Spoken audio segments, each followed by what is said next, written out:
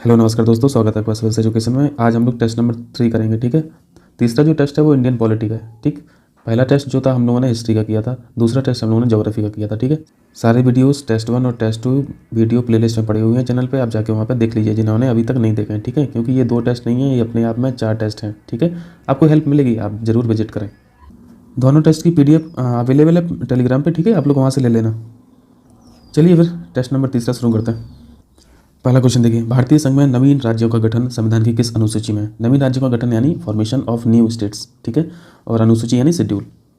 तो total schedule कितनी है ये आपको पता होना चाहिए। ठीक है, टोटल 12 शेड्यूल्स हैं। ठीक है, पहले 8 थी, उसके बाद फिर 4 और नई ऐड हो गई हैं। टोटल होके आज के समय पे 12 शेड्यूल्स हैं, 12 अनुसूचियाँ हैं। ठीक, और 12 के 12 आपको याद होना चाहिए। ठीक है, इन शेड्यूल्स में कंफ्यूज मत हुआ करो, जैसे आर्टिकल अलग चीज़ है, शेड्यूल अलग है, तो ये आर्टिकल और शेड्यूल ये क्या है, मतलब अलग अलग क्यों लिखा है? जैसे आप आर्टिकल कितना पढ़ते हैं? 395 पढ़ते हैं, यदि सब क्लॉज नहीं जोड़ा जाए, है ना। इन 395 आर्टिकल्स को चैप्टर्स में डिवाइड कर लिया पहले, तो उनको हम लोग पार्ट्स बोल देते हैं। ठीक है, उनको हम पार्ट्स बोल देते हैं, जो 22 पार्ट हैं। ठीक है, यहाँ पे शेड्यूल का या फिर अनुसूची का मतलब इतना है कि आपने कॉन्स्टिट्यूशन को कैटेगराइज कर दिया। ठीक है, कैटेगराइज कर दिया, टेबुलेट फॉर्म में लिख दिया। टेबुलेट मतलब समझ रहे हो ना, लिस्ट के फॉर्म में लिख दिया। किसको? सारी एक्टिविटी को, गवर्नमेंट की एक्टिविटी को, ब्यूरोक्रेसी की एक्टिविटी को। यदि टेबल के फॉर्म में, कैटेगरी के फॉर्म में सरकारी गतिविधियां आपको जानना है तो आप शेड्यूल पढ़ लीजिए। ठीक है, यदि स्पेसिफिक किसी एक्टिविटी को देखना है और या फिर ब्रॉड में पढ़ना है तो फिर आपको आर्टिकल पढ़ना पड़ेगा। ठीक है, अभी इतना मोटा मोटा फर्क समझे दोनों में। आइए यहाँ पे फटाफट देखिए। ठीक है, पहली अनुसूची देखिए। पहली अनुसूची में क्या लिखा है यहाँ पे? The states and the union territory लिखा हुआ दिख रहा ना। ठीक है, तो पहला शेड्यूल आपको याद रखना है। आपको यहाँ पे 12 के 12 याद रखना है। ठीक है, यहाँ पे कोई भी कंसेशन नहीं है आपको। पहला शेड्यूल जो हम लोग पढ़ते रहते हैं, संघ और राज्य क्षेत्र जो पढ़ते हैं वही है। ठीक है, सेकंड शेड्यूल में क्या पढ़ते हैं हम लोग? सेकंड शेड्यूल में हम लोग पढ़ते हैं, सेकंड शेड्यूल में हम लोग वेतन और भत्ते पढ़ते हैं, है ना, याद आ रहा। थर्ड शेड्यूल में क्या पढ़ते हैं हम लोग ओथ पढ़ते हैं, शपथ पढ़ते हैं। ठीक है, यहाँ पे प्रारूप दिया हुआ, एक्चुअली फॉर्म्स हैं। प्रारूप समझते हैं ना, जैसे हम लोग एप्लीकेशन लिखते हैं कि उसका एक फॉर्मेट होता है, ऐसे यहाँ पे शपथ का भी फॉर्मेट है कि आपको ऊपर से नीचे तक ऐसे ही बोलना है, वर्ड टू वर्ड बोलना है। आप अपने हिसाब से नहीं बोल सकते शपथ में। शपथ कोई लेता है तो आप देखते हो ना, उनके हाथ में एक पर्चा होता है, एक लेटर होता है, तो वही फॉर्मेट ही लिखा होता है। ठीक, तो वो फॉर्मेट यहाँ पे तीसरे में लिखा है, थर्ड शेड्यूल में। फोर्थ शेड्यूल देखिए, यहाँ पे allocation of seats of council of states, यहाँ पे सीटों का वितरण है। ठीक है, फोर्थ शेड्यूल में। काउंसिल ऑफ स्टेट्स यानी राज्यसभा की बात कर रहे हैं। ठीक है, राज्यसभा में सीटों का वितरण फोर्थ शेड्यूल में। फिफ्थ शेड्यूल में क्या है? आपको 5वां और 6वां बहुत अच्छे से सीखना है। ठीक है, बहुत इंपॉर्टेंट है, कन्फ्यूजन भी हमेशा रहता है। फिफ्थ शेड्यूल में है यहाँ पे एडमिनिस्ट्रेशन और कंट्रोल, किसका? अनुसूचित क्षेत्र का और अनुसूचित जाति का।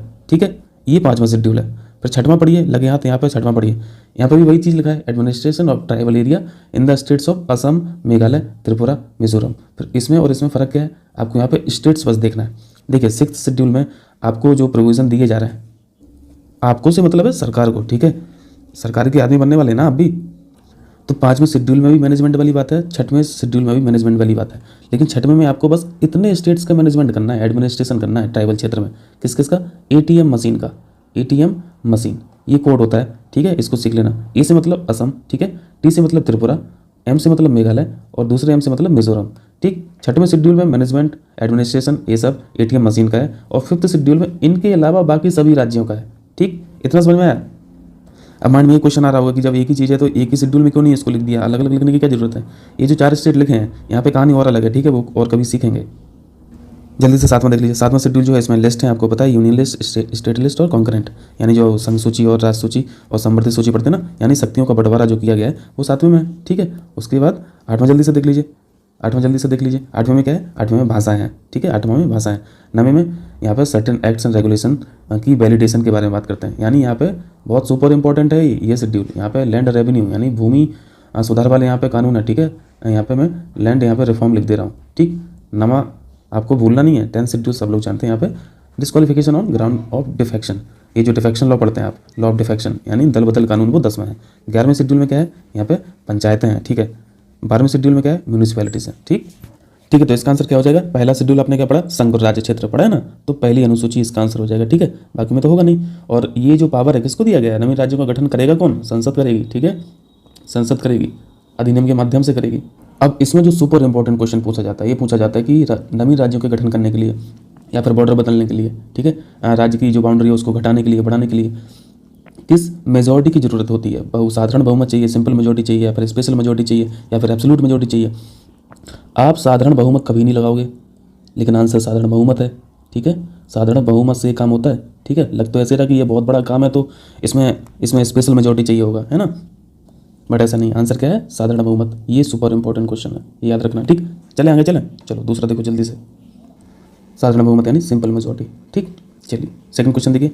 भारतीय संविधान का संरक्षक यानी गार्जियन। आप बताइए भारतीय संविधान क्या है?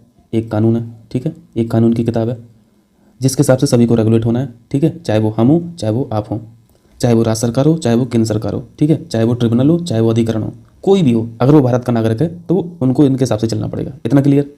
कानून सबको समझ में तो आता नहीं है, हमको नहीं समझ में आता ना, आपको नहीं समझ में आएगा, आप वकील तो है नहीं, आपने लॉ की पढ़ाई तो की नहीं है, तो लॉ की जानकारी किसको है? न्यायालय के पास है। ठीक है, यानी व्याख्या कौन करता है? कानून की व्याख्या करता है कोर्ट्स। ठीक है, कोर्ट्स करते हैं। सरकार के पास कैबिनेट में जो कैबिनेट सेक्रेटरी साहब बैठे हैं, कैबिनेट सेक्रेटरी पास, उनके पास कानून की पढ़ाई थोड़ी ना है, उनके पास प्रशासन की पढ़ाई है, उनके पास एक्सपीरियंस है। कोई भी कानून वैलिड है या फिर इनवैलिड है, ये कौन डिसाइड करेगा? ये कोर्ट डिसाइड करेगा। ठीक है, न्यायालय डिसाइड करेगा। तो इसका आंसर क्या हो जाएगा? संरक्षक कौन है? जुडिशरी में सबसे टॉप बॉडी कौन सी है? Supreme court. ठीक है, उसके नीचे फिर हाई कोर्ट्स, फिर डिस्ट्रिक्ट कोर्ट। ठीक है, तो इसका आंसर क्या हो जाएगा? Supreme court.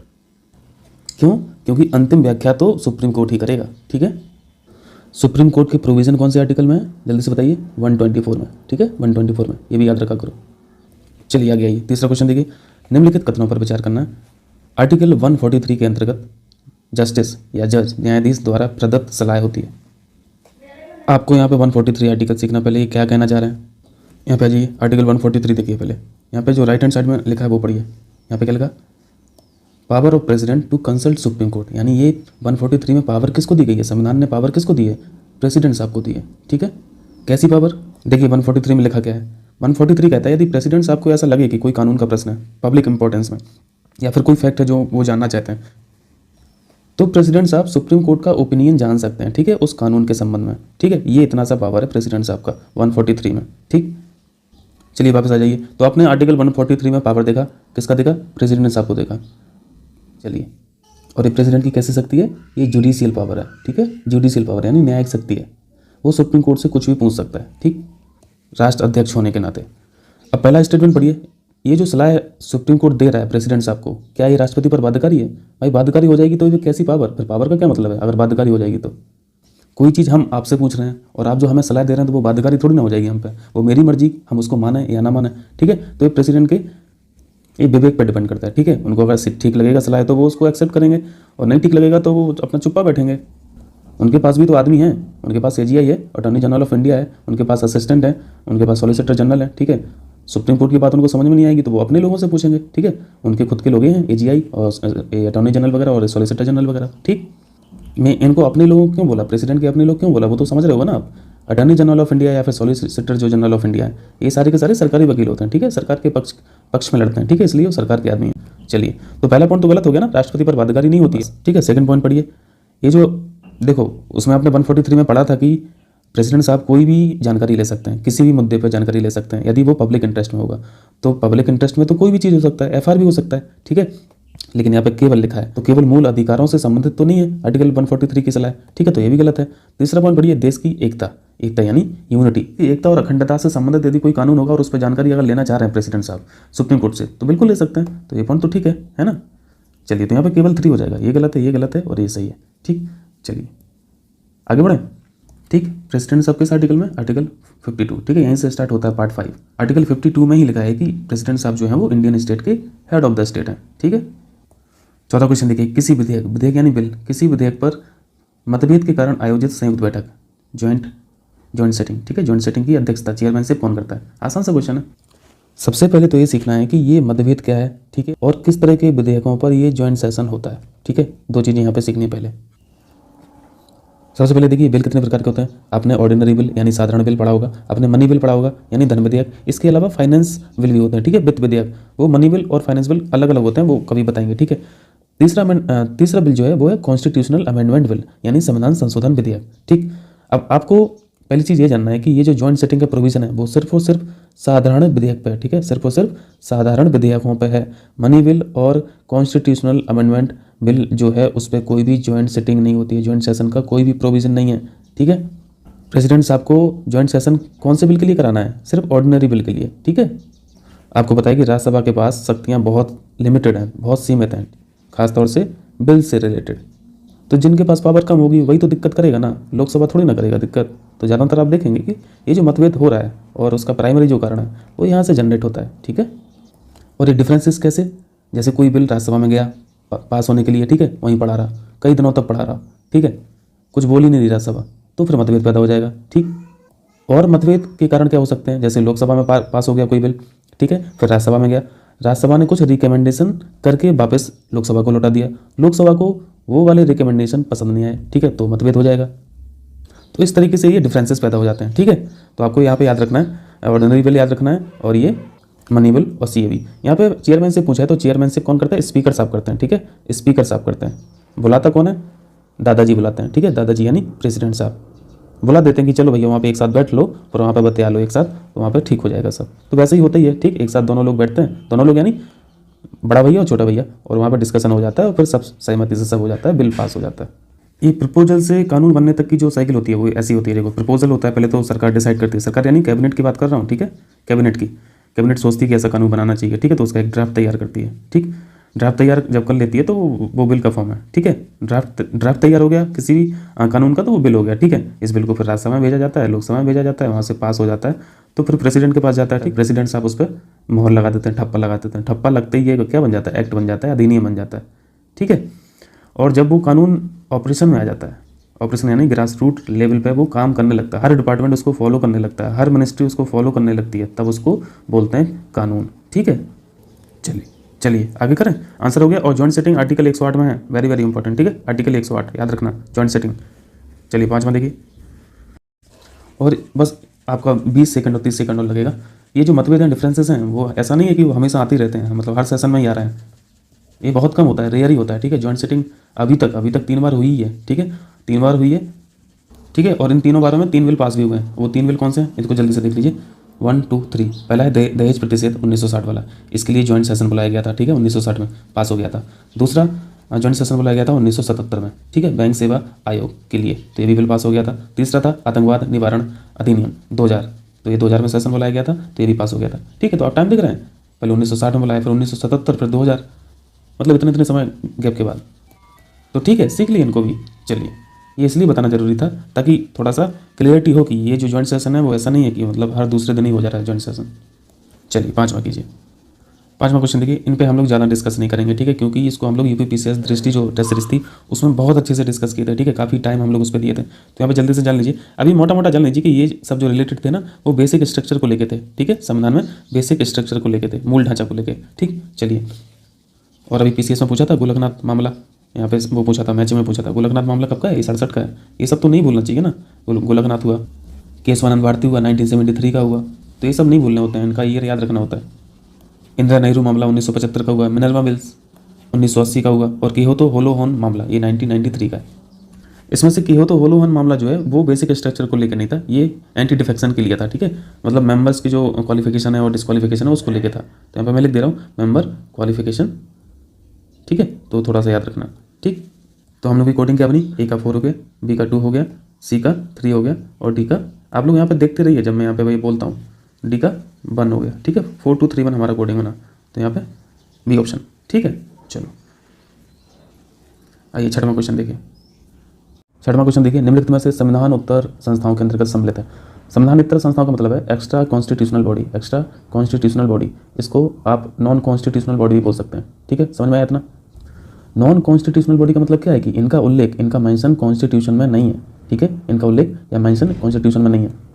जैसे आप आर्टिकल 280 में क्या देखते हैं, तो आर्टिकल 280 में आप फाइनेंस कमीशन देखते हैं, है ना। अब आर्टिकल 243 में पंचायती राज संस्थाएं देखते हैं ना, पंचायती राज संस्थाएं देखते हैं, पीआरआई, पंचायती राज इंस्टीट्यूशंस। 263 में आप इंटर स्टेट काउंसिल देखते हैं, इंटर स्टेट काउंसिल जो तीसरा ऑप्शन में दिया है, ठीक। इतना क्लियर। आपने नीति आयोग का कोई आर्टिकल पढ़ा है संविधान में, नहीं पढ़ा होगा ना। इसका मतलब है कि नीति आयोग कॉन्स्टिट्यूशन में किसी आर्टिकल के फॉर्म में मेंशन नहीं है। इसको देखिए, ज़्यादा समय नहीं लगेगा लेकिन इसकी जरूरत है, ठीक है। देखो, संविधान में जिन बॉडी का, जिन संस्थाओं का उल्लेख रहता है, मेंशन रहती है, उनको बोलते हैं कॉन्स्टिट्यूशनल बॉडी, ठीक, यानी संवैधानिक संस्थाएं। दूसरी चीज़ होती है, संसद के अधिनियम के द्वारा यदि कोई संस्था बन रही है तो उसे बोलते हैं स्टैट्यूटरी बॉडी, ठीक है, स्टैट्यूटरी बॉडी या फिर लीगल बॉडी, हिंदी में बोलते हैं विधिक संस्थाएं। इतना क्लियर, ठीक है। और कुछ कुछ संस्थाएं ऐसी भी हैं जिनका ना तो कहीं कॉन्स्टिट्यूशन में मेंशन है, ना ही वो कभी संसद के अधिनियम के द्वारा बनाई गई। वो संस्थाएं बनाई गई हैं एग्जीक्यूटिव रेजोल्यूशन के द्वारा। तो ऐसी ही संस्था का नाम है एग्जीक्यूटिव रेजोल्यूशन से जो बनी है कि या फिर कैबिनेट के रेजोल्यूशन से बनी है, ऐसी संस्था कौन सी है? नीति कमीशन। ठीक है, नीति कमीशन। यानी ये ना तो कॉन्स्टिट्यूशनल बॉडी है, ना ही स्टैट्यूटरी बॉडी है। ठीक है, और नीति आयोग के बारे में आप लोग जानते हैं, थिंक टैंक की तरह काम करता है। ठीक है, और इसका एक फ़ायदा भी होता है, जो बॉडी संविधान में मेंशन नहीं है या फिर अधिनियम के द्वारा नहीं बन रही है, एग्जीक्यूटिव रेजोल्यूशन के द्वारा बन रही है, तो उनका सबसे बड़ा फायदा क्या है पता है ना? वो जुडिशियल रिव्यू से बाहर रहती हैं। और कोई बॉडी जब जुडिशियल रिव्यू से बाहर रहेगी तो फिर तो जो करना है करो, कोई दिक्कत ही नहीं है। ऐसी बॉडी सरकार को क्या सलाह दे रही है, क्या नहीं दे रही है, सुप्रीम कोर्ट उस पर क्वेश्चन थोड़ी ना करेगा। इतना क्लियर हुआ? चलिए, आपने ये देखा कि एग्जीक्यूटिव रेजोल्यूशन से जो बॉडी बनती है तो वो कॉन्स्टिट्यूशनल बॉडी होती है, ना ही वो स्टैट्यूटरी बॉडी है। तो फिर वो कौन सी बॉडी होती है? उनको बोलते हैं एक्स्ट्रा कॉन्स्टिट्यूशनल बॉडी। ठीक है, जो क्वेश्चन में पूछा गया है। अब जल्दी से क्वेश्चन करो, फटाफट कर लोगे आप। तो नीति आयोग कैसी संस्था है? ये एक्स्ट्रा कॉन्स्टिट्यूशनल बॉडी है। ठीक है, ना तो स्टैट्यूटरी बॉडी है, ना ही कॉन्स्टिट्यूशनल बॉडी है। आंचलिक परिषद, इंग्लिश में इसे बोलते हैं जोनल काउंसिल। ठीक है, जोनल काउंसिल संसद के अधिनियम के द्वारा बनी है। ठीक है, संसद के अधिनियम के द्वारा। तो कैसी बॉडी होगी? ये स्टैट्यूटरी बॉडी होगी। ठीक है, ये स्टैट्यूटरी बॉडी है। ठीक, तीसरा ऑप्शन है अंतर्राज्यीय परिषद, यानी इंटर स्टेट काउंसिल। आर्टिकल 263 याद आ रहा? तो ये तो सीधा का सीधा संविधान में ही मेंशन है, उल्लेख है, तो ये तो कॉन्स्टिट्यूशनल बॉडी होगी, है ना। किचन कैबिनेट का कोई कॉन्सेप्ट नहीं है। ठीक है, ना ही इसका उल्लेख है कहीं इंडियन कॉन्स्टिट्यूशन में। ये सब एक्स्ट्रा कॉन्स्टिट्यूशनल बॉडी है। ठीक है, तो यहाँ पे हम लोग को बताना था संविधान उत्तर संस्थाएं कौन सी हैं। तो कौन कौन सी देखी आपने? नीति आयोग देखा और आपने किचन कैबिनेट देखा, यानी 1 और 4 इसका आंसर हो जाएगा। ठीक, एक चीज़ और याद रखना, अंतर्राज्यीय परिषद, इनका चेयरमैन कौन होता है? पीएम साहब होते हैं। ठीक है, पीएम साहब होते हैं, वेरी वेरी इंपॉर्टेंट। और जोनल काउंसिल जो है, जोनल काउंसिल के चेयरमैन कई बार पूछा है, कौन होते हैं? ये होम मिनिस्टर साहब होते हैं। ठीक है, home minister, very very important. ठीक, याद रहेगा। आपने बॉडी देख ली, बॉडी के टाइप देख लिए, कौन बॉडी क्या होगी, किस कंडीशन में, ये भी देख लिया। ठीक है, चलो आगे करते हैं। सातवां क्वेश्चन देखो, संविधान संशोधन यानी कॉन्स्टिट्यूशनल अमेंडमेंट से संबंधित प्रावधान संविधान के किस के अंतर्गत शामिल है? तो आपने आर्टिकल 368 पढ़ा होगा, याद आ रहा? इसमें संसद की शक्तियां हैं। ठीक है, किसी भी प्रावधान में, संविधान के प्रावधानों में अमेंड करने की शक्तियां। ठीक है, 368 में। इसको देखिए, आपको पार्ट 20 दिख रहा है, आपको पार्ट कौन सा दिख रहा है? 20। ठीक है, आर्टिकल 368 क्या लिखा है? Power of parliament to amend the constitution and procedure thereof. तो इसमें पार्ट पूछा था, तो पार्ट 20 हो गया। ठीक है, और 368 के बारे में भी याद रखना, यहाँ पे संसद की संशोधन करने की शक्तियाँ हैं। ठीक है, इसमें तो यहाँ पे कौन सा हो गया? पार्ट 20। यहाँ पार्ट 20 तो लिखा ही नहीं है। यहाँ पे सॉल्यूशन में क्या आंसर दे रहे हैं? सॉल्यूशन में 18 दे रहे हैं भाई, तो ये तो गलत है ना। 18 तो इमरजेंसी वाला प्रोविजन है ना। पार्ट 18 में क्या है? पार्ट 18 में इमरजेंसी प्रोविजन है। ठीक है, बट यहाँ पे आर्टिकल 368 के जो प्रावधान है वो पार्ट 20 में है। ठीक है, यहाँ पे कोई ऑप्शन नहीं है, यहाँ पे गलत है, ऑप्शन गलत है क्वेश्चन के। पार्ट 20 याद रखना। ठीक है, 368 के बारे में एक चीज़ और आप जाने रहिए कि यदि आपको बेसिक स्ट्रक्चर में कुछ चेंज करना है तो आप 368 के थ्रू नहीं जाएंगे। ठीक है, 368 के थ्रू मूल ढांचे में परिवर्तन करना अलाउ नहीं है। चलिए आगे आइए, 8वां क्वेश्चन देखिए, निम्नलिखित में से केंद्रीय प्रशासनिक अधिकरण यानी ये सेंट्रल एडमिनिस्ट्रेटिव ट्रिब्यूनल की बात कर रहे हैं। ठीक है, आप ट्रिब्यूनल की तरह समझिए इसको। ठीक, ट्रिब्यूनल आप लोग समझते हैं ये क्या होती हैं? पहले क्वेश्चन पढ़ लेते हैं। केंद्रीय प्रशासनिक अधिकरण के अधिकार क्षेत्र के अंतर्गत सम्मिलित है। ये ज्यूरिडिक्शन पूछ रहा है। ठीक है, एक्चुअली ट्रिब्यूनल की ये ज्यूरिडिक्शन पूछना चाह रहा है। ट्रिब्यूनल से अधिकरण जो होते हैं ना, वो सब डेलीगेटरी बॉडी होती हैं। ठीक है, डेलीगेटरी यानी किसी बॉडी के पास जब बहुत ज़्यादा काम होते हैं तो वो अपना काम थोड़ा सा किसी और बॉडी को सौंप देते हैं। ठीक है, इस चीज़ को बोलते हैं डेलीगेशन, कि भैया हमारे पास बहुत ज़्यादा काम है, हमारे पास समय नहीं है, थोड़ा सा काम आप कर लो। ठीक है, बट सारे अधिकार जो हैं, सारी रिस्पॉन्सिबिलिटी जो रहेगी वो प्राइमरी बॉडी पर रहेगी, जिसने अपना काम दूसरे को सौंपा है।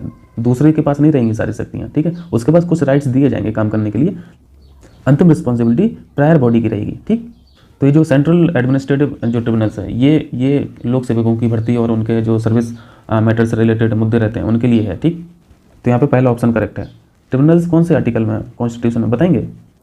आ जाइए जल्दी। फिर यहाँ पे आपको पार्ट 14A याद रखना है। ठीक है, पार्ट 14A में क्या है? पार्ट 14A में क्या है? Administrative tribunals. ठीक है, प्रशासनिक अधिकरण। तो पार्ट 14A में 2 ही आर्टिकल हैं, 323A और 323B। ठीक है, यहाँ पे ये दिख ही रहा है 324, तो ये भी देख लीजिए। इलेक्शन कमीशन 324 में उल्लेखित है। ठीक है, इलेक्शन कमीशन, तो इलेक्शन कमीशन कैसी बॉडी हुई? कॉन्स्टिट्यूशनल बॉडी हुई। ठीक है, क्यों? क्योंकि इसका मेंशन है कॉन्स्टिट्यूशन में, आर्टिकल 324 के फॉर्म में। ट्रिब्यूनल्स कैसी संस्था है? संवैधानिक संस्था है, कॉन्स्टिट्यूशनल बॉडी है। क्यों? क्योंकि इनका मेंशन है आर्टिकल में। आप समझ में आ रहा है ना? चलिए फिर वापस क्वेश्चन पर चलते हैं। तो इसका आंसर ये हो गया, हम लोगों ने सीख लिया इन 2 आर्टिकल्स में मेंशन है। ठीक है, ट्रिब्यूनल्स, एडमिनिस्ट्रेटिव ट्रिब्यूनल्स। और पार्ट कौन सा है? पार्ट है 14A। ठीक, चलिए नंबर देखिए, निम्नलिखित में से किस एक्ट के अंतर्गत नियंत्रण बोर्ड, कंट्रोल बोर्ड को राजस्व गतिविधियाँ यानी रेवेन्यू जो एक्टिविटी थी पर नियंत्रण का अधिकार प्राप्त हुआ था। जल्दी से बता दीजिए, ये हिस्ट्री कम पॉलिटी का क्वेश्चन है। यहाँ पे ईस्ट इंडिया कंपनी के बारे में हम लोग को थोड़ा सा ध्यान देना पड़ेगा, ठीक है। ईस्ट इंडिया कंपनी को रेगुलेट कौन करता था? आपको पता है 2 बोर्ड करते थे, ठीक है, जिसे बोलते थे बोर्ड ऑफ कंट्रोल और बोर्ड ऑफ डायरेक्टर, ठीक है। इन दोनों को कौन कंट्रोल करता था? इनके बापूजी कहाँ बैठे थे? संसद में बैठे थे, ठीक है, संसद में बैठे थे। और कहाँ की संसद में? ब्रिटेन की संसद में, ठीक है। अल्टीमेटली यहीं से गवर्न होते थे। तो संसद ने कुछ काम इनको डेलीगेट किए थे, बोर्ड ऑफ कंट्रोल और बोर्ड ऑफ डायरेक्टर को, फिर इन्होंने कुछ काम डेलीगेट किए थे ईस्ट इंडिया कंपनी को, ठीक है, काम करने के लिए। तो यहाँ पे हम लोग डेलीगेशन का प्रत्यक्ष एग्जाम्पल भी देख लिए, ठीक है, जो काम अधिकरण का रहता है। संसद ने एक एक्ट पास किया, ब्रिटेन की संसद ने एक एक्ट पास किया 1784 का पिट्स एक्ट, ठीक है, 1784 का पिट्स एक्ट, जिसमें काम डिवाइड कर दिए। किस किस के काम डिवाइड कर दिए? बोर्ड ऑफ कंट्रोल के और बोर्ड ऑफ डायरेक्टर के। इस एक्ट ने बोला बोर्ड ऑफ कंट्रोल से कि भैया आप राजनीतिक मामले संभाल लो, ठीक है, आप राजनीतिक मामले संभाल लो। और बोर्ड ऑफ डायरेक्टर से बोला पिट्स इंडिया एक्ट ने कि आप व्यापारिक मामले संभाल लो, ठीक है, व्यापारिक मामले संभाल लो। तो बड़ा काम किसको दिया गया? बोर्ड ऑफ कंट्रोल को दिया गया, क्योंकि राजनीतिक मामले बड़े मामले होते हैं ना, इन्हीं में तो सब कुछ आ जाएगा, नेता से बड़ा कोई चीज़ है। तो इन्हीं राजनीतिक मामलों में एक राजस्व गतिविधि भी थी, ठीक है, रेवेन्यू एक्टिविटी भी थी, जो क्वेश्चन में पूछा गया है, ठीक है। तो आंसर क्या हो गया? 1784 का पिट्स इंडिया एक्ट। समझ आया? चलिए, पर अल्टीमेटली आप लोग 1857 में जानते हैं, 1858 में जो इंडिया गवर्नमेंट एक्ट आया उसमें तो BOD को भी खत्म कर दिया, BOC को भी खत्म कर दिया, और संसद बोली भैया अब तुम लोगों के बस का नहीं, अब हमें खुद करने दो। तो पूरा का पूरा अधिकार सीधा का सीधा कहाँ पे आ गया? क्राउन के हाथ में आ गया 1858 में, ठीक है। यहीं से वाइसराय बनना शुरू हुए थे, ठीक है, गवर्नर जनरल वाइसराय बनना शुरू हुए थे। इन 2 बॉडी को हटा के, BOC और BOD को हटा के क्या आया था? यहाँ पे स्टेट सेक्रेटरी की पोस्ट नई जनरेट हुई थी, जो पढ़ते रहते हो हिस्ट्री में, ठीक। लिंक हो रहा है ना अब? चलिए आ जाइए 10 पे आ जाइए। निम्नलिखित में से भारत शासन अधिनियम 1919 यानी गवर्नमेंट ऑफ इंडिया एक्ट 1919 में कौन से अवयव सम्मिलित हैं? यहाँ पे एलिमेंट पूछ रहा है। देखिए ये जो 2 एक्ट है 1919 वाला और 1909 वाला, इनको कहते तो रिफॉर्म है ना, इनको कहते रिफॉर्म है, लेकिन एक्चुअली में ये रिफॉर्म तो थे नहीं। ये 2 एक्ट ऐसे थे जिसने इंडियन पॉलिटिक्स में उस समय की, जब स्वतंत्रता संग्राम चल रहा था, इंडिया की इंडियन पॉलिटिक्स को गुड़ गोबर कर दिया। सीधा अगर बोलें तो यही है, गुड़ गोबर कर दिया। ये ऐसे एक्ट थे, अंग्रेज के अनुसार तो ये रिफॉर्म थे। 1909 में सेपरेट इलेक्टोरेट देके इन्होंने पूरा बेकार कर दिया। 1909 की रिफॉर्म को क्या बोला जाता है? मार्लियामेंटो सुधार। और 1919 के एक्ट को क्या बोला जाता है? चैम्सफोर्ड मॉन्टेग्यू रिफॉर्म, ठीक है। 1919 में क्या हुआ था? एक सबसे इंपॉर्टेंट चीज़ क्या हुई थी यहाँ पे प्रांतों में द्वैत शासन यहाँ पे दायर की स्टार्ट हुआ था। याद आ रहा? प्रोविंस में क्या हुआ था? द्वैत शासन यानी दायर की सिस्टम लाया गया था, दायर की सिस्टम। और दायर की सिस्टम में हम लोगों ने क्या क्या पढ़ा था? यहाँ पर ट्रांसफर मैटर्स अलग हो गए थे, ठीक है, और रिजर्व मैटर्स अलग हो गए थे। रिजर्व मैटर्स जो है वो गवर्नर जनरल साहब ने रख लिए थे, ठीक है, यानी वाइसरॉय साहब ने रख लिए थे। और ये ट्रांसफर मैटर्स थे, ये मंत्रियों को दे दिए थे, ठीक है, सारे जिम्मे वाले काम यहाँ पर रख दिए थे, ठीक। और रिजर्व मैटर्स में बड़े बड़े मैटर ले लिए थे, जैसे डिफेंस के, सिक्योरिटी के, मिलिट्री के, रेवेन्यू के, ये सब वाइसरॉय ने अपने कंट्रोल में रखे थे, अपने हाथ में रखे थे। कृषि का, स्वास्थ्य का, शिक्षा का, ये ट्रांसफर मैटर्स में मंत्रियों के हाथ दे दिए थे, ठीक है। और सारी रिस्पॉन्सिबिलिटी इन्हीं की थी, ठीक है, इनकी नहीं थी। तो ये कोई रिफॉर्म लग रहा है? बिल्कुल रिफॉर्म नहीं है, ये शोषण है। किनका? मंत्रियों का, कि काम भी इतना भयानक दे रहे हो, बड़ा दे रहे हो, और रिस्पॉन्सिबिलिटी भी नहीं दे रहे हो, और पैसा भी नहीं दे रहे हो काम करने के लिए। भाई स्वास्थ्य, एजुकेशन, बेसिक कम्युनिटीज़ वाले जो सब्जेक्ट हैं, पैसा चाहिए होता है, खर्च करना होता है, और सरकार पैसा ही नहीं देगी तो कहाँ से काम करेंगे? अल्टीमेटली सरकार तो वाइसरॉय साहब थे ना, है ना, जो इंडियंस थे वाइसरॉय की कैबिनेट में, तो उनको बहुत कुछ हाथ में थोड़ी ना दे दिया था, ठीक है। तो ये चौथा पॉइंट जो दिख रहा है, केंद्रीय और प्रांतीय सूची का पृथक्करण यानी separation of central and provincial list, ये इसी की बात है, 1919 की बात है। तो ये तो ठीक है, ठीक।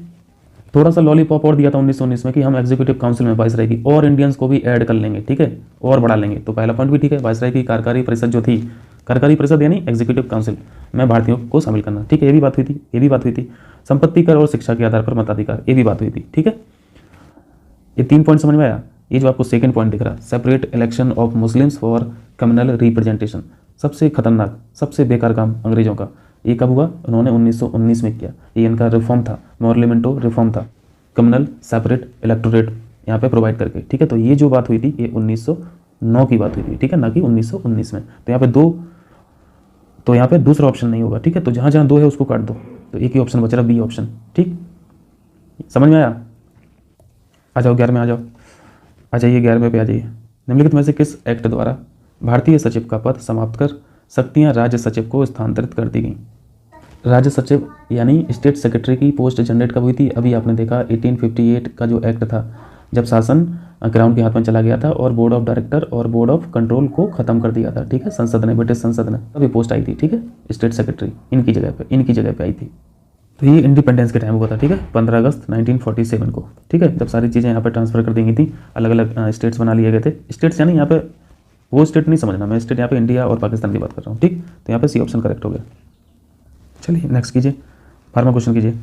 सर्वप्रथम संविधान सभा कॉन्स्टिट्यूशनल असेंबली के गठन का विचार किसके द्वारा रखा गया? तो ये तो आसान सा क्वेश्चन है, हम लोग कई बार पढ़ते रहते हैं। ये एम एन रॉय साहब है, ठीक है, एम एन रॉय साहब 1934 की बात है। तो यहाँ पे आंसर बी ऑप्शन हो गया, ठीक।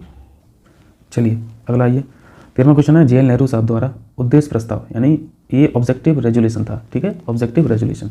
आज जो आप प्रस्तावना देख रहे हैं संविधान की, या फिर प्रियम्बल देख रहे हैं, लगभग वही था, ठीक है, ऑब्जेक्टिव रेजोल्यूशन, ठीक। आप ऐसे समझ लीजिए, उद्देश्य प्रस्ताव का नया रूप ही प्रस्तावना है, ठीक है। ये डेट याद आ रही है, 9 दिसंबर 1946, यहाँ पे पहली मीटिंग हुई थी, संविधान सभा की पहली मीटिंग यहाँ पे हुई थी, ठीक है, 9 दिसंबर को। और 13 दिसंबर यानी 4 दिन बाद JL नेहरू साहब ने उद्देश्य प्रस्ताव को यहाँ पे प्रपोज किया, ठीक है। तो यहाँ पे बी ऑप्शन करेक्ट है। यहाँ पे मैं लिख दे रहा हूँ, first meeting of constitutional assembly. चलिए आज जो आप अपना संविधान देख रहे हैं, 395 जो मेजर आर्टिकल है, ठीक है, 22 पार्ट देख रहे हैं, ठीक है, 12 शेड्यूल देख रहे हैं, ये सब काम कब हो शुरू हो गया था? 9 दिसंबर 1946 में। और इसको बनते बनते लगभग 3 साल लग गए थे, है ना, 3 साल लग गए थे।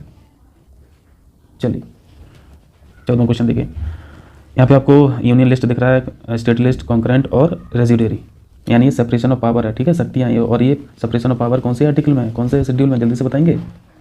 शेड्यूल 7 नहीं भूलना है कभी, ठीक है, 7 शेड्यूल में ये सेपरेशन ऑफ पावर है। केंद्र सूची का मतलब है कि संविधान ने कुछ सब्जेक्ट केंद्र सूची में डाल के रखे हैं और बोला है सेंट्रल गवर्नमेंट से कि आप इस पे काम करो। राज्य सरकार से बोला है कि हम आपको राज्य सूची में सब्जेक्ट दे रहे हैं, आप इस पे काम करो। यदि दोनों को एक साथ मिलकर काम करना है तो कोई दिक्कत नहीं, हमने कॉन्करेंट लिस्ट में सब्जेक्ट दिए हैं, आप दोनों मिलकर काम कर लो, ठीक है। और जो सब्जेक्ट ना तो केंद्र में है, ना ही राज्य सूची में, ना ही समवर्ती में, तो वो फिर अपशिष्ट में डाल दिए गए, ठीक है। एक तरह से सप्लीमेंट्री है, ठीक है, अपेंडिक्स की तरह, क्योंकि समय समय के अनुसार क्या होता है, सब्जेक्ट चेंज होता जाता है। जैसे साइबर सिक्योरिटी है, ये तो आज का सब्जेक्ट है ना, साइबर सिक्योरिटी 1945, 47, 50 में थोड़ी ना था।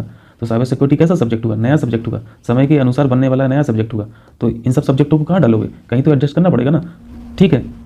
सेंट्रल यानी यूनियन लिस्ट में टोटल सब्जेक्ट कितने हैं? 100 सब्जेक्ट हैं, यानी 100 काम दिए गए हैं केंद्र सरकार को करने के लिए। संविधान ने 100 काम दिए हैं, ठीक है, आप ऐसे समझ लीजिए।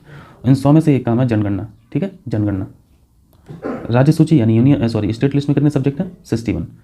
समवर्ती सूची में कितने सब्जेक्ट हैं? 52 सब्जेक्ट हैं, ठीक है। राज्य सूची स्वास्थ्य सबसे बड़ा विषय है, कहाँ का है? 61 जो राज्य सूची के 61 सब्जेक्ट है उनमें से एक स्वास्थ्य है, ठीक है।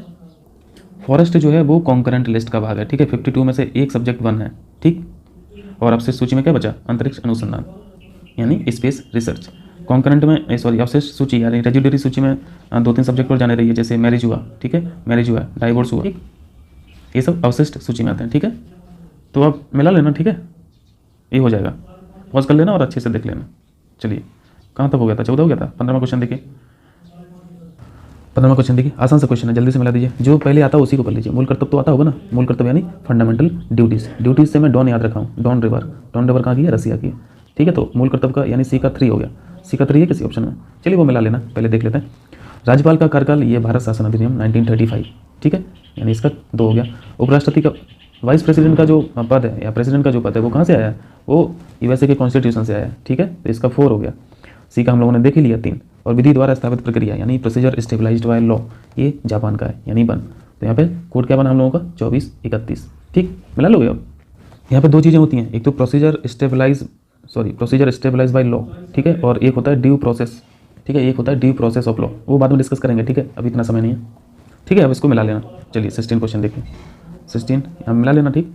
आ जाइए 16 पे आ जाइए। निम्नलिखित में से कौन से तत्व, कौन से एलिमेंट मूल प्रस्तावना यानी प्रेमबल के तत्वों के अंतर्गत सम्मिलित नहीं है? तो ये तो आसान सा क्वेश्चन है, प्रेमबल तो याद होना ही चाहिए, बट ये मूल प्रस्तावना में पूछ रहे थे, यानी स्टार्टिंग में पूछ रहे थे, ठीक है, अमेंडमेंट होने के बाद नहीं। तो मैंने आपको एक कोड बताया था SSI, ठीक है, SSI। एक इसका मतलब है यहाँ पे सोशलिज्म ले लीजिए, ठीक है, सोशलिस्ट ले लीजिए। दूसरे का मतलब यहाँ पे सेकुलर ले लीजिए यानी धर्मनिरपेक्ष ले लीजिए। और आई का मतलब यहाँ पे इंटीग्रिटी ले लीजिए, ठीक है, यानी अखंडता। ये जो 3 शब्द हैं ये आफ्टर अमेंडमेंट ऐड किए गए थे, ठीक है। अमेंडमेंट कब हुआ था? ये 42 अमेंडमेंट था, 1976 में हुआ था, ठीक है। इसके थ्रू ये ऐड किए गए थे। उससे पहले क्या था? उससे पहले बंधुत्व था, स्वतंत्रता था, धर्मनिरपेक्ष तो था नहीं क्योंकि ये तो यहाँ पे ऐड किया गया, समाजवाद तो था नहीं, सोशलिज्म तो था नहीं, ये तो यहाँ पे ऐड किया गया। आइए इसको प्रीएम्बल को देखिए, हम लोगों ने क्या क्या सीखा। SSI जो है वो 42 अमेंडमेंट 1976 में ऐड हुए हैं, ठीक है। यानी मूल प्रस्तावना में ये था, मूल प्रस्तावना में सोशलिस्ट नहीं था, सेकुलर नहीं था, ठीक है, और यहाँ पे आई भी नहीं था, आई यानी इंटीग्रिटी, ये भी नहीं था, ठीक। क्या क्या था? सोवरेन था, डेमोक्रेटिक था, रिपब्लिक था। सोवरेन यानी संप्रभु, डेमोक्रेटिक समझ रहे हैं, रिपब्लिक भी समझ रहे हैं, ठीक है। अब हो जाएगा ना, चलिए। तो यहाँ पे तो सम्मिलित नहीं पूछा था, तो सम्मिलित नहीं तो एक तो पहला हो गया और एक चौथा हो गया, ठीक है। तो 1 और 4 आंसर हो गया, ठीक। चले आगे, आइए 17 पे आइए। निम्नलिखित में से विभिन्न राजनीतिक दल यानी पॉलिटिकल पार्टीज को चुनाव चिन्ह किसके द्वारा प्रदान किए जाते हैं? तो सुपर इजी क्वेश्चन है, ये इलेक्शन कमीशन ऑफ इंडिया करता है, ठीक है। इलेक्शन कमीशन ऑफ इंडिया, निर्वाचन आयोग। और एक किस आर्टिकल में, जल्दी से बताइए, आर्टिकल नंबर 324। हम लोगों ने देखा था ना। अभी नेशनल पार्टीज कितनी है इंडिया में, बताएंगे? 7 हैं या फिर 8 हैं? जल्दी से बताइए, ठीक है, कमेंट करके। चलिए 18वां क्वेश्चन देखिए। केंद्रीय मंत्रिमंडल, केंद्रीय मंत्रिमंडल यानी यूनियन कैबिनेट की कुल संख्या का निर्धारण किस आधार पर किया जाता है? आपको एक कॉन्स्टिट्यूशनल अमेंडमेंट एक्ट याद रखना है। कौन सा याद रखना है? 91वां, ठीक है। हुआ कब था ये? 2003 में हुआ था, ठीक है। इस संविधान संशोधन में क्या प्रावधान आया? इसमें बोला गया कि जो कैबिनेट में मेंबर रहेंगे, यूनियन कैबिनेट में जो मेंबर रहेंगे वो लोकसभा का कितना रहेगा? 15% से ज़्यादा नहीं रहेंगे, ठीक है। यानी कैबिनेट में मेंबर की जो संख्या थी वो लिमिट कर दी गई, ठीक है, इस संविधान संशोधन के द्वारा। तो यहाँ पे आपको दिख रहा है, तो यहाँ पे आधार क्या हो गया? लोकसभा के मेंबर का 15%। तो यहाँ पे कौन सा ऑप्शन हो जाएगा? ए ऑप्शन, ठीक। और लोकसभा के मेंबर कितने हैं? मैक्सिमम स्ट्रेंथ कितनी है लोकसभा की? 552, ठीक है। इस पे चुनाव कितने पे होता है? 545 पे। और 552 का 15% आप निकालेंगे तो लगभग कितना आ जाएगा? 15 75, लगभग 80 लोग आ जाएंगे। तो कैबिनेट में 80 लोग होने चाहिए मैक्सिमम, ठीक है। लेकिन इतने भी नहीं है आज तो बहुत कम है। मोदी जी का तो टारगेट क्या है? मिनिमम गवर्नमेंट ना, गवर्नमेंट में 80 लोग का मतलब है 80 मंत्री। चलिए 19 में आइए। किचन कैबिनेट से संबंधित निम्नलिखित में से कौन सा कथन असत्य है? पहली बात तो ये सीखना है कि किचन कैबिनेट का कोई कॉन्स्टिट्यूशन में उल्लेख नहीं है, मेंशन नहीं किया गया है, ठीक है। यूनियन कैबिनेट का तो आपको मेंशन मिलेगा, ठीक है, यूनियन कैबिनेट, लेकिन किचन कैबिनेट नहीं लिखा है कहीं भी। अब एक चीज़ बताइए आप, काउंसिल ऑफ मिनिस्टर जो है उनके मुखिया कौन है? पीएम साहब। मैं काउंसिल ऑफ मिनिस्टर का नाम ले रहा हूँ, इसका मतलब है यहाँ पे सिर्फ एक बॉडी का नाम नहीं ले रहा हूँ। काउंसिल ऑफ मिनिस्टर एक बहुत बड़ी संस्था है जिसमें 3 बॉडी काम करती हैं। पहली बॉडी है कैबिनेट, ठीक है, कैबिनेट। दूसरी बॉडी को बोलते हैं मिनिस्टर ऑफ स्टेट, याद रहेगा, मिनिस्टर ऑफ स्टेट। तीसरी बॉडी को बोलते हैं, ये स्वतंत्र प्रभार वाले मंत्री रहते हैं, इनको डेप्यूटी मिनिस्टर भी बोलते हैं, ठीक है, डेप्यूटी मिनिस्टर, उप मंत्री भी बोलते हैं, ठीक है। और सबसे पावरफुल संस्था कैबिनेट होती है, ठीक है। कैबिनेट में जो भी मेंबर रहते हैं, यहाँ पे सारे के सारे जो रहते हैं ना वो सब सीनियर लोग रहते हैं, सीनियर पॉलिटिशियंस रहते हैं, और मंत्रालय इन्हीं के हाथ में होता है, ठीक है, ठीक है। तो ये जो कैबिनेट है बीच वाला, ये मेन ऑर्गन है, ठीक है, इसी को बोल रहे हैं कैबिनेट किचन, ठीक है, कैबिनेट किचन। और इस पूरे का मुखिया कौन होता है? पीएम साहब होते हैं। यानी पीएम के ये जो बीच में बैठे हैं कैबिनेट लोग, ये सबसे खास लोग हैं, ठीक है, ठीक। तो आप सोच रहे होंगे कैबिनेट जो है ये तो फिर ऑफिशियल संस्था हुई ना, अनौपचारिक कहाँ हुई, इनफॉर्मल कहाँ हुई, ये तो फॉर्मल है ना। बिल्कुल आप सही सोच रहे हैं, लेकिन आपको यहाँ पे ये समझना कि काउंसिल ऑफ मिनिस्टर में इतने सारे लोग हैं और इसमें से जो सबसे चाहते या फिर जो सबसे करीबी होते हैं पीएम साहब के, वो होती है किचन कैबिनेट। आप ऐसे समझ लीजिए, पीएम साहब के साथ जो उठते बैठते हैं वो है किचन कैबिनेट। क्लियर है? अब हर टाइम उठते बैठते हैं। तो यहाँ पे जल्दी से असत बता दीजिए। 15-20 मंत्रियों से मिलकर बनती है, ठीक है। यह एक अनौपचारिक संस्था है, बिल्कुल इनफॉर्मल है, कोई फॉर्मल नहीं है, ठीक है। ये सबसे प्रिय दोस्तों की संस्था है पीएम साहब के, ठीक। तीसरा ऑप्शन देखिए, यह भारतीय संविधान के अंतर्गत गठित संस्था है। नहीं भाई, बिल्कुल भी नहीं है, कहीं भी मेंशन नहीं है, ठीक है। तो ये गलत है, ये पॉइंट गलत है। डी ऑप्शन देख लीजिए, प्रधानमंत्री अपने संबंधियों को इनमें मनोनीत कर सकता है। मनोनीत यानी नॉमिनेशन, मनोनीत कर सकता है, ठीक है, बिल्कुल। तो ये भी सही है। यहाँ पे गलत बताना था, गलत सही पॉइंट है, ठीक। चलिए आगे चलें। अब चलिए 20वां क्वेश्चन जल्दी से देखिए। राजभंडार समिति किससे संबंधित है? इसने बहुत खतरनाक सिफारिशें की हैं। इन्होंने बोला था कि आईएएस को खत्म करो, इन्होंने बोला आईपीएस को खत्म करो, इन्होंने बोला आईआरएस को खत्म करो, कोई जरूरत नहीं है। तो अनुशंसा है, कोई बाध्यकारी तो होता नहीं है। कमेटी के सारे काम क्या होते हैं? ये सब सुझाव वाले होते हैं, वो सरकार का काम है मानना नहीं मानना, ठीक। इन्होंने एक चीज़ और बोली कि राज्यों को, जो आपने अभी शक्तियाँ पढ़ी ना, स्टेट लिस्ट पढ़ा, यूनियन लिस्ट पढ़ा, कॉन्करेंट पढ़ा और रेजिड्यूरी पावर पढ़ा, तो इन्होंने बोला राज्यों को भी अवशिष्ट शक्तियाँ दी जाएं, ठीक है। क्योंकि अभी तक जो प्रावधान है, अवशिष्ट शक्तियों पर काम करने का अधिकार संसद को है, ठीक है, संसद को होता है, राज्यों को नहीं है। तो इन्होंने बोला कि राज्यों को भी देना चाहिए, ऐसा बोला था, ठीक। तो ये बात किससे संबंधित हुई? ये केंद्र राज्य संबंध से हुई ना, ये सेंट्रल स्टेट रिलेशन से, सेंट्रल स्टेट रिलेशन से ये समिति संबंधित है, ठीक है। तो ये ऑप्शन करेक्ट हो गया। 21 देखिए, यहाँ पर जो सबसे आसान है उसी को पकड़ लीजिए। तो आर्टिकल 17 वेरी इजी, आप लोग सभी जानते हैं, ये राइट अगेंस्ट अनटचेबिलिटी है, ठीक है, यानी F4 हो जाएगा, बी का 4 हो जाएगा, ठीक। और आर्टिकल 17 FR का भाग है, ठीक है, FR यानी फंडामेंटल राइट्स। फंडामेंटल राइट्स कौन से पार्ट में? पार्ट 3 में, ठीक है, पार्ट 3 में। आर्टिकल कहाँ से कहाँ तक है? आर्टिकल 12 से 35, ठीक है। वैसे जो राइट्स हैं वो तो 14 से हैं, ठीक है, 14 से स्टार्ट होते हैं। 12-13 फंडामेंटल राइट्स नहीं है इसमें स्टेट की परिभाषा है। आर्टिकल 12 में स्टेट की परिभाषा है और 13 में ये जुडिशियल रिव्यू है, वेरी इंपॉर्टेंट। आर्टिकल 13 क्या है? जुडिशियल रिव्यू है, यानी न्यायिक समीक्षा। ठीक, तो बी ऑप्शन हो गया। अब यहाँ पे देख लीजिए फाइनेंशियल इमरजेंसी, इमरजेंसी के प्रोविजन आप लोग जानते हैं 352, 356 और 360, ठीक है। 360 जो है वो फाइनेंशियल इमरजेंसी है, ठीक है। अभी तक एक भी बार लगी नहीं है, ठीक है। क्वेश्चन में पूछता है कि फाइनेंशियल इमरजेंसी अभी तक कितनी बार लग चुकी है, ऑप्शन में 2, 4, 6, 30 ऐसे करके दे देता है और नन ऑफ दिस करके, ठीक है। तो 360 हम लोगों ने देख लिया। 360 किसका है, वित्तीय आपातकाल का, यानी 2 हो गया इसका, ठीक है, आर्टिकल 360 का। यहाँ पे देखिए आर्टिकल 262 ऑप्शन में है, ये बहुत इंपॉर्टेंट है। यहाँ पे क्या लिखा है, adjudication of dispute relating to water of inter state rivers, ठीक है। यानी जो भी अंतर्राज्यीय जल विवाद होंगे उनका अंतिम निर्णय किसके पास है, पार्लियामेंट के पास, ठीक है। पार्लियामेंट लॉ बनाएगी, कानून बना सकती है। और सबसे इंपॉर्टेंट थिंग इसमें क्या है कि इस पर JR नहीं है, ठीक है, जुडिशियल रिव्यू नहीं हो सकता। यहाँ पे पढ़िए, with standing anything in this constitution parliament may by law provide that neither the supreme court nor any other court shell exercise jurisdiction in respect of any such dispute, ठीक है। यहाँ पे जुडिशियल रिव्यू नहीं है, इसको पूरा का पूरा मैनेजमेंट का जो अधिकार है वो पार्लियामेंट को है, ठीक है। पार्लियामेंट जो लॉ बनाएगी उसी के अनुसार ही रेगुलेट होंगे ये सारे डिस्प्यूट, ठीक है। और ये मैनेजमेंट किस तरह का, चाहे वो नदियों के पानी का यूज हो, चाहे वो डिस्ट्रीब्यूशन हो, चाहे वो कंट्रोल हो, ठीक। और ये सारे के सारे लॉ की तरह रेगुलेट होंगे, ठीक है, जो पार्लियामेंट बनाएगी। तो आपने आर्टिकल 262 देखा, अंतर्राज्यीय जल विवादों के न्याय निर्णयन, यानी एडजुडिकेशन ऑफ इंटरस्टेट वाटर, ठीक। तो इसका तीसरा हो गया, ठीक। और आर्टिकल 301 फिर यही बचेगा, अंतर्राष्ट्रीय व्यापार वाणिज्य यानी इंटर स्टेट ट्रेड कॉमर्स जो है, ठीक है। तो आप मिला लोगे ना, तो मिलाते रहना, ठीक है, बैठ के पॉज कर लेना और देख लेना। चलिए आ जाइए, आइए 22 देखिए, सुपर इंपॉर्टेंट क्वेश्चन, ठीक है, इसको ध्यान से देखना। पूर्वोत्तर परिषद के बारे में पूछ रहा है, यानी नॉर्थ ईस्ट काउंसिल। अब ये कौन सी काउंसिल आ गई, अभी हम लोगों ने जोनल काउंसिल भी पढ़ा, अभी हम लोगों ने इंटर स्टेट काउंसिल भी पढ़ा, फिर ये नई चीज़ क्या है। जोनल काउंसिल इंडिया में है कितनी, टोटल 5 जोनल काउंसिल हैं, ठीक है। और ये किस तरह की बॉडी होती हैं, ये सारी की सारी एडवाइजरी बॉडी होती हैं, ठीक है। जो भी ये रिकमेंड करते हैं गवर्नमेंट को, वो कोई बाध्यकारी नहीं होता है, ठीक है, बाइंडिंग नहीं होता। और ये 5 जोनल काउंसिल जो हैं ये भी याद रखना है, ठीक है। टोटल कितनी है, 5 हैं। 5 में कौन कौन सी हैं, पहला नॉर्दर्न, ये जो डायरेक्शन है ना, चारों डायरेक्शन, पहले तो एक एक यहाँ पे बैठा दो, नॉर्दर्न हो गया, साउदर्न हो गया, वेस्टर्न हो गया, ईस्टर्न हो गया, ठीक है। और एक बीच में बैठा दो सेंट्रल, ठीक है, टोटल 5 हो गई। नॉर्दर्न जोनल काउंसिल में वो स्टेट आ जाएंगे जो नॉर्थ साइड में सिचुएटेड होंगे, जैसे चंडीगढ़ हुआ, ठीक है, दिल्ली हुआ, हरियाणा हुआ, हिमाचल प्रदेश, जम्मू कश्मीर, लद्दाख, है ना। ऐसे ही जोन के हिसाब से रिस्पेक्टिव जोनल काउंसिल में वो स्टेट्स आते हैं, ठीक। जैसे आप यूपी की बात करें तो यूपी कहाँ आ जाएगा, सेंट्रल में आ जाएगा, ठीक है। सेंट्रल में MP भी आ जाएगा, सेंट्रल में छत्तीसगढ़ भी आ जाएगा, ठीक। लेकिन यहाँ पे आप लोग एक चीज़ देख रहे होंगे, यहाँ पे नॉर्थ ईस्ट स्टेट की बात नहीं हो रही है, ठीक है, नॉर्थ ईस्ट स्टेट की बात नहीं की गई है।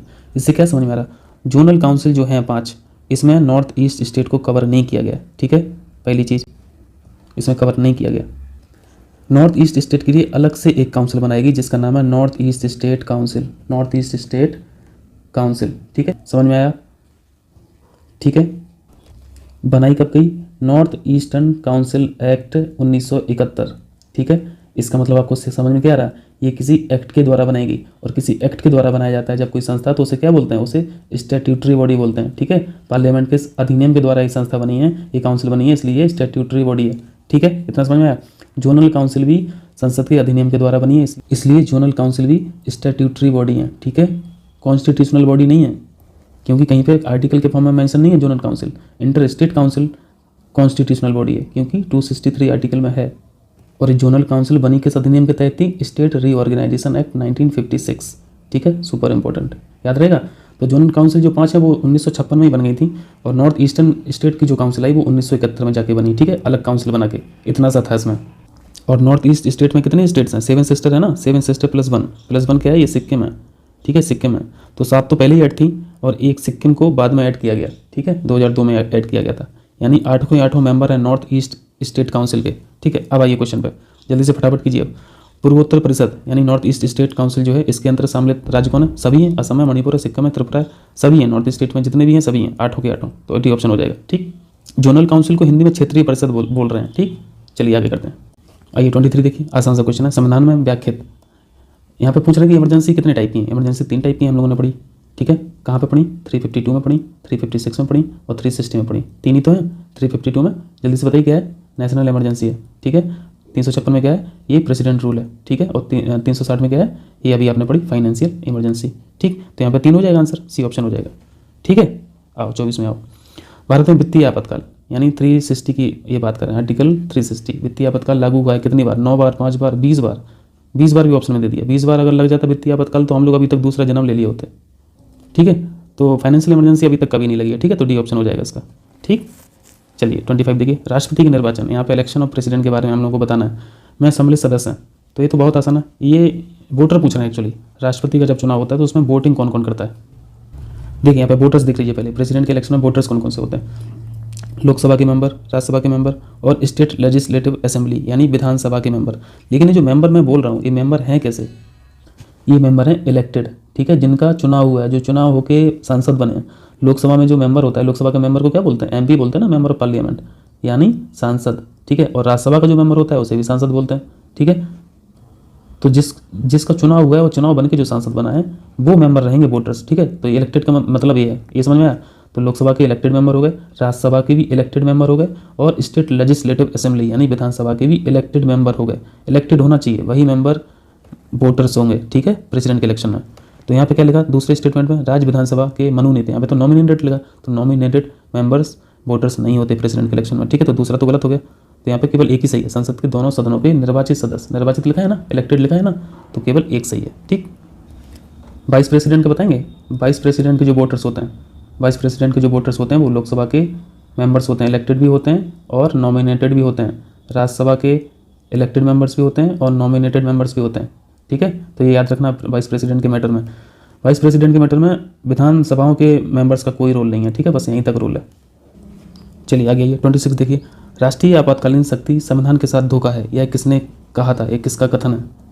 इंग्लिश में लिखा है, इसमें इंग्लिश का वर्जन लिखा है, national emergency power is a hoax with the constitution, ठीक। ऐसा KM नाम्बियार साहब ने बोला था, ठीक है, KM नाम्बियार साहब ने, याद रखना। और ये ऐसा बोला क्यों गया ये बाद में डिस्कस करेंगे, ठीक। 27 देखिए, आर्टिकल 17 किससे संबंधित था, जल्दी से बता दीजिए। ये तो राइट अगेंस्ट अनटचेबिलिटी था ना, इसके सामने क्या लिखा है, न्याय के समक्ष समानता, तो ये तो गलत मैच है। आर्टिकल 19 क्या है, आर्टिकल 19 राइट टू फ्रीडम है, स्वतंत्रता का अधिकार है, तो ये भी गलत मैच है। आर्टिकल 352 में क्या है, नेशनल इमरजेंसी है, ना कि फाइनेंशियल इमरजेंसी, ठीक है। फाइनेंशियल इमरजेंसी तो 360 में होती है, ठीक है, तो ये भी गलत है। तो एक ही ऑप्शन बचा है जो सही है, आर्टिकल 117 में फाइनेंस बिल है, ठीक है, फाइनेंस बिल यानी वित्त विधेयक, क्लियर।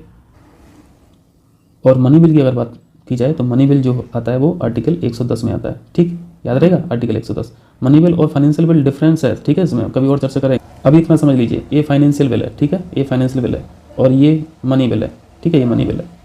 यानी सारे मनी बिल जो है वो फाइनेंस बिल तो है ही, ठीक है, लेकिन सारे फाइनेंशियल बिल मनी बिल नहीं होते हैं, ठीक। तो इसका आंसर सही सुमेलित बताना था, तो ऑप्शन सी करेक्ट हो जाएगा। चलिए 28 देखिए, अनुसूची 12 शेड्यूल बारे की बात कर रहे हैं, किस संविधान संशोधन द्वारा भारतीय संविधान में अंतर स्थापित की गई। आपको पता है मूल संविधान में 8 ही शेड्यूल थी, ठीक है, बाद में फिर 4 ऐड की गई, ठीक है, 9वीं 10वीं 11वीं और 12वीं ये बाद में जोड़ी गई हैं, ठीक है। तो अभी इसका पूछ रहा है 12वीं, तो ये तो बहुत आसान है, हम लोगों ने हमेशा हम लोग पढ़ते रहते हैं पंचायती राज सिस्टम और म्यूनिसिपैलिटीज़। यानी यहाँ पे हम पार्ट की अगर बात करें तो पार्ट 9 में पंचायती राज है और पार्ट 9A में क्या है, पार्ट 9A में म्यूनिसिपैलिटी है, नगर पालिका है, ठीक है। तो ये पार्ट के फॉर्म में बात होगी। अगर आर्टिकल के फॉर्म में बात करें तो ये 243 में आते हैं सब, और शेड्यूल की बात करें तो शेड्यूल 12 में आते हैं सब। और इसके लिए आपने 73 कॉन्स्टिट्यूशनल अमेंडमेंट एक्ट पढ़ा ही होगा, 73 और 74। 73 से पंचायती राज आया, 74 से म्यूनिसिपैलिटीज आया, ठीक है, यानी 73 से पार्ट 9 और 74 से पार्ट 9A। और ये हुआ कब था, 1992 में हुआ था। लागू की जो डेट है वो लागू 1993 में हुआ था, ठीक है। तो इसका आंसर क्या हो गया, अनुसूची 12 पूछेगा तो यहाँ पर 74 हो जाएगा, अनुसूची अगर 11 पूछता तो 73 हो जाता। चलिए 29 देखिए जल्दी से, आइए 29 देखिए। 29 आर्टिकल 16 के बारे में पूछ रहे हैं, ये बहुत इंपॉर्टेंट है, ठीक है, इसको ठीक से पढ़ो। पहला स्टेटमेंट पढ़िए, पहले स्टेटमेंट में केवल लिखा है, जो ओनली लिखा है, इस पर बिल्कुल गौर करना है। और हमेशा जब भी पूछा जाए आर्टिकल 16 तो केवल जरूर बोला करो। यही केवल शब्द जो है ये बहुत बड़ी जुगाड़ है स्टेट गवर्नमेंट के लिए, सभी राज्य सरकारों के लिए, ठीक है, वो कभी और कभी डिस्कस करेंगे, ठीक है। केवल धर्म, वंश, जाति, लिंग और निवास स्थान के आधार पर रोजगार में अयोग्य नहीं ठहराया जा सकता, ऐसा आर्टिकल 16 ने बोला, ठीक।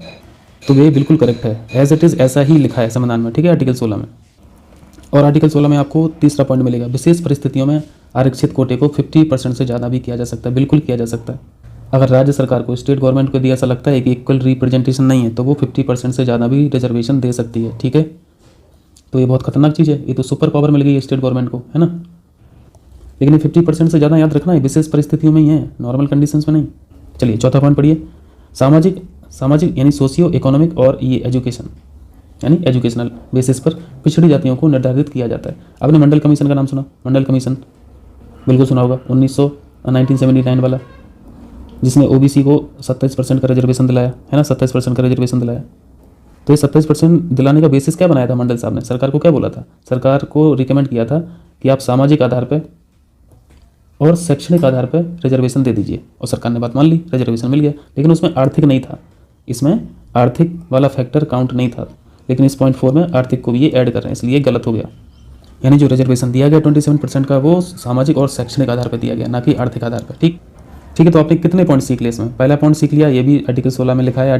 पॉइंट नंबर 3 भी सीखा, ये भी लिखा है। और चौथा पॉइंट नहीं लिखा है, आर्थिक नहीं लिखा है, तो यानी चौथा गलत हो गया। और दूसरा भी गलत है। संसद अधिनियम बनाकर पिछड़े वर्गों को राजकीय सेवाओं की नियुक्ति में आरक्षण प्रदान कर सकती है, ऐसा नहीं लिखा है। तो यहाँ पे जो पॉइंट सही है वो है 1 और 3।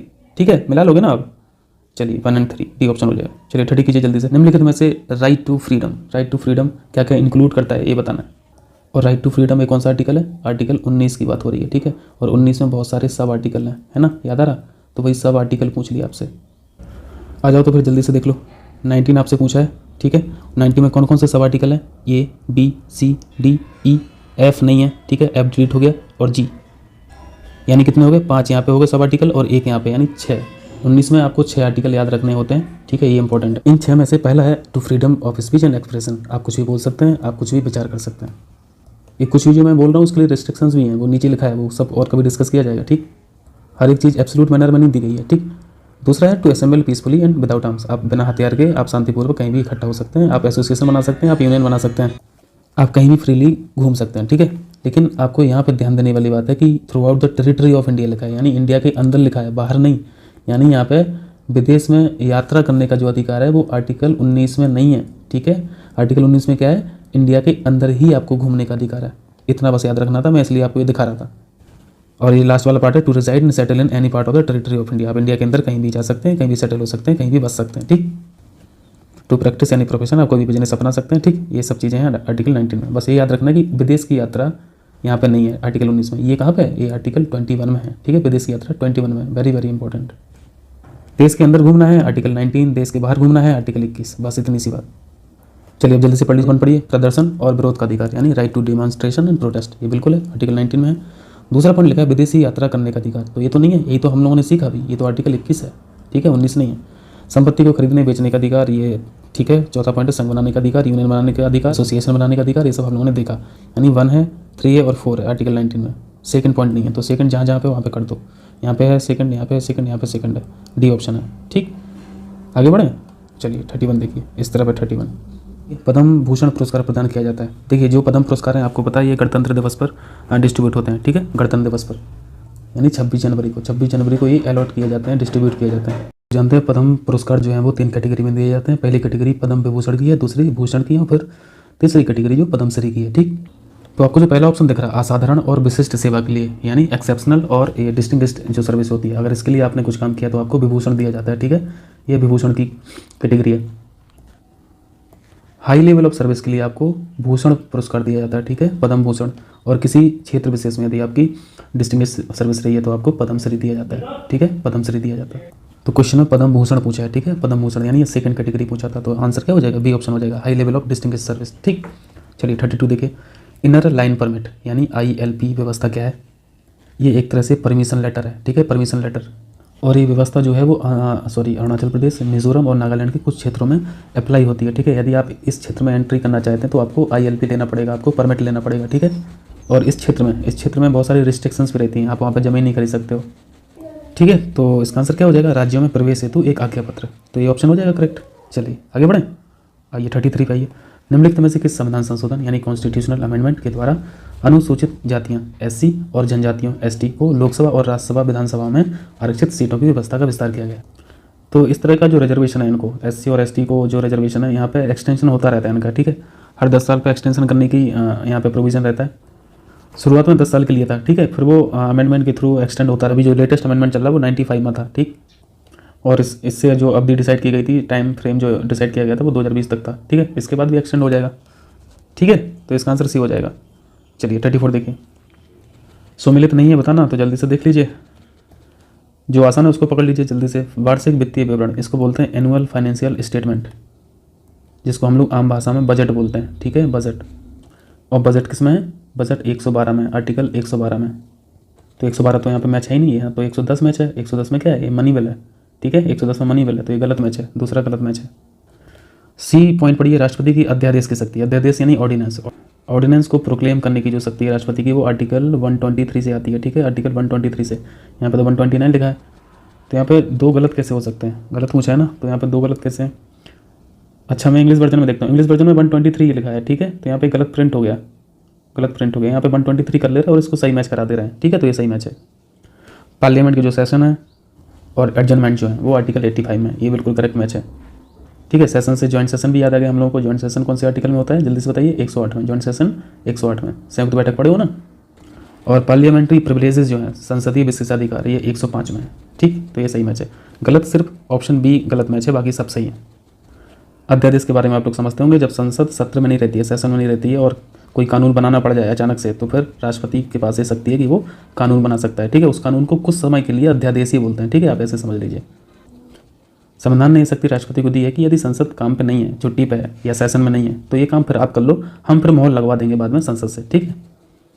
चलिए 35 देखिए, निम्नलिखित में से भारत में किस राज्य को संसद के दोनों सदनों में सर्वाधिक रिप्रेजेंटेशन है। तो ये तो पॉपुलेशन के हिसाब से होता है, सीटों का बंटवारा का बेसिस क्या है, बेसिस है पॉपुलेशन, ठीक है, पॉपुलेशन। तो यूपी का ऑब्वियसली यहाँ पे ज़्यादा रहेगा। लोकसभा में कितना सीट है, लोकसभा में सीटें उत्तर प्रदेश से कितनी है, 80, यानी उत्तर प्रदेश के 80 सांसद बैठते हैं लोकसभा में, ठीक है। और राज्यसभा में कितने सांसद बैठते हैं उत्तर प्रदेश के, 31 सांसद बैठते हैं, ठीक। 80 और 31 से क्या है, ये MP है, मेंबर ऑफ पार्लियामेंट, ठीक। चलिए 36 देखिए, निम्नलिखित में से संसद के पीठासीन अधिकारियों में शामिल सदस्य हैं। पीठासीन अधिकारी यानी जो लोकसभा को प्रिसाइड करते हैं और राज्यसभा को प्रिसाइड करते हैं। तो लोकसभा में जो चेयरमैनशिप करता है वो कौन करता है, स्पीकर करता है, और स्पीकर यानी लोकसभा अध्यक्ष, ठीक है, तो ये तो बिल्कुल है। उपाध्यक्ष राज्यसभा में होते हैं, लोकसभा में भी होते हैं। उपसभापति यानी ये वाइस प्रेसिडेंट हैं जो राज्यसभा की चेयरमैनशिप करते हैं, ठीक है। तो 1 भी सही है, तीसरा भी सही है, चौथा भी सही है, जो प्रिसाइडिंग ऑफिसर होते हैं, पीठासीन अधिकारी होते हैं, प्रधानमंत्री नहीं होते हैं, ठीक। तो यहाँ पे दो को गलत कर दीजिए, बाकी सब सही हो जाएगा। तो इसको कट कीजिए, इसको कट कीजिए, इसको कट कर दीजिए, तो ऑप्शन बी करेक्ट है, ठीक, समझ आया। चलिए 37 देखिए, इस तरफ आइए जल्दी से। 37 में क्या है, भारतीय उच्चतम न्यायालय यानी सुप्रीम कोर्ट का उद्घाटन किया गया। जस्ट फैक्ट है, याद कर लेना है, 28 जनवरी 1950, ठीक है, 28 जनवरी 1950, सी ऑप्शन हो जाएगा करेक्ट। और किसके तहत हुआ था, इंडियन गवर्नमेंट एक्ट, ठीक है, इंडियन गवर्नमेंट एक्ट 1935। ये भी कभी कभी पूछता है कि किस अधिनियम के द्वारा इसकी स्थापना की गई थी सुप्रीम कोर्ट की, तो 1935 लगा दिया करो। चलिए 38 देखिए जल्दी से। एकीकृत न्यायिक व्यवस्था यानी इंटीग्रेटेड जुडिशियल सिस्टम, ठीक है, integrated judicial system. Integrated judicial system का मतलब समझ रहे हैं, सुप्रीम कोर्ट, हाई कोर्ट और डिस्ट्रिक्ट कोर्ट, ये आपस में अलग अलग नहीं है, ठीक है, ये इंटीग्रेटेड है, ठीक है। ऐसा नहीं है कि डिस्ट्रिक्ट कोर्ट के अलग कानून चल रहा है, हाई कोर्ट के अलग कानून चल रहा है, सुप्रीम कोर्ट के अलग कानून चल रहा है, ऐसा नहीं है। तो आप भारत सरकार अधिनियम 1935 जान ही रहे हैं, ठीक है, इसी के तहत तो सुप्रीम कोर्ट की स्थापना हुई है। और ये सेकंड पॉइंट दिख रहा है, द्वितीय न्यायाधीश मामला यानी सेकंड जजेस केस 1993। इसी मुकदमा के तहत, इसी मामला के तहत कोलेजियम सिस्टम जो आपको दिखता है, इसकी उत्पत्ति हुई थी कोलेजियम सिस्टम की, ठीक है, इस मैटर के थ्रू। और कोलेजियम सिस्टम के बारे में आप लोग जानते होंगे, इसमें सुप्रीम कोर्ट के जजेस रहते हैं मेंबर, और ट्रांसफ़र और नियुक्ति वाले जो मैटर रहते हैं वो सब यही देखते हैं, कोलेजियम सिस्टम ही देखता है। सेकंड जजेस केस जो है, इसका पूरा नाम था, इस मुकदमे का पूरा नाम था supreme court advocate on record association versus union of India, ठीक है, इसी को बोलते हैं सेकंड जजेस केस, ठीक है। खासतौर से ये एडवोकेट का ये मुकदमा था, एडवोकेट्स के यूनियन का मुकदमा था, वकीलों का एक अभियान था। 1993 में ये मुकदमा चला था, ठीक है, और इसकी डेट अब आगे जाके लगी थी 2019 में, ठीक है, 2019 में डेट लगी थी सुनवाई की।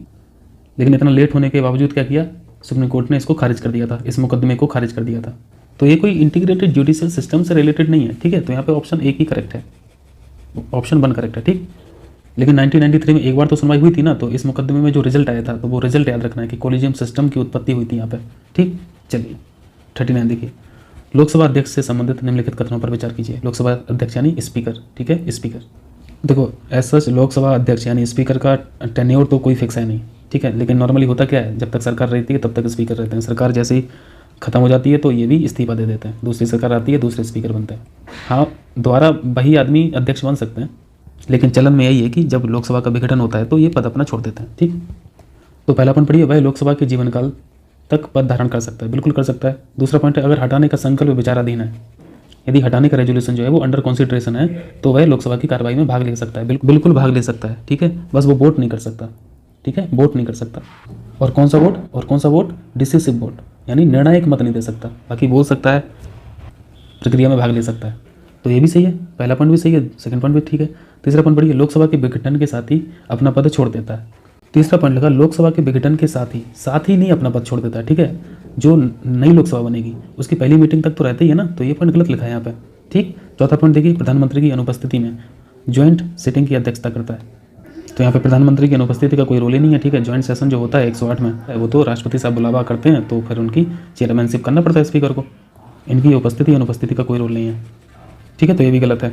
यहाँ पे 1 और 2 सही है, 1 और 2 सही है और 3 और 4 गलत है, ठीक है। समझ आया? तो यहाँ पे 1 और 2 करेक्ट हो गए, ठीक। चलिए 40 देखिए जल्दी से। चलिए इतने ही रहने देते हैं, ठीक है। 39 क्वेश्चन। अभी पीछे बैकग्राउंड में टीवी चलने लगी है, तो उससे बैकग्राउंड साउंड आएगा तो आप लोग इरिटेट होंगे, ठीक है। बहुत बहुत शुक्रिया आप लोगों का।